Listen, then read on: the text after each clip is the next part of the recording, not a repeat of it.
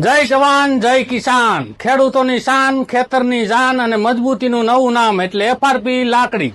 તો મિત્રો, ઘણા લોકોનું એવું માનવું છે કે સારી એફઆરપી કઈ ને નબળી એફઆરપી કઈ. તો આજે આપણે ખાસ એના માટેનો આ વિડીયો કે સારી એફઆરપી કેને કહેવાય ને નબળી કેને કહેવાય. તો માનો કે આપણે પેલા નબળી એફઆરપી લઈએ તો નબળી એફઆરપીમાં જો આ રીતેનો જે આ આટીવાળો ભાગ છે ને એ થોડા સમય પછી ખરવા લાગશે, યાની કે નીકળી જશે.